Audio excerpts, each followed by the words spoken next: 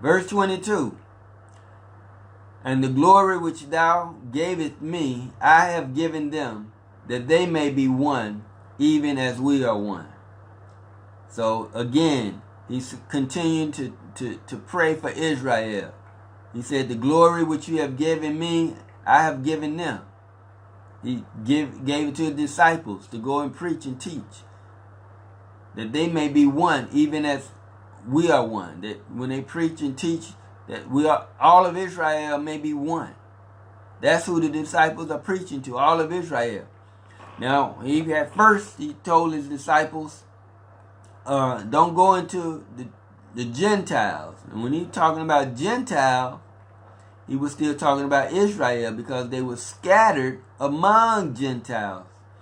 And that's another thing that you have to understand when you read the scriptures. People think when he said Gentiles, he's talking about everybody else in the whole wide world.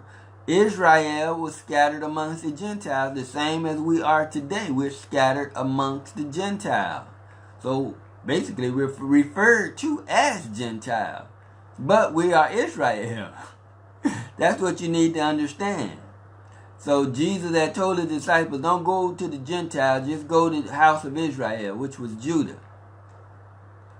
Now later on, he told them to go and preach everywhere.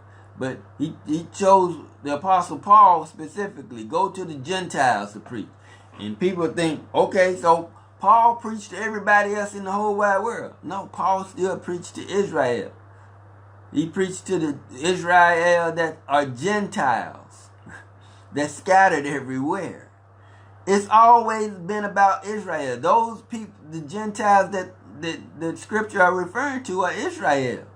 That's what you really need to understand. That's where the confusion comes in, because people don't study and they just take everything out of context.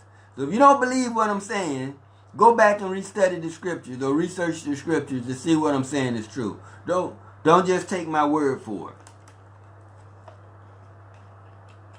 Excuse me.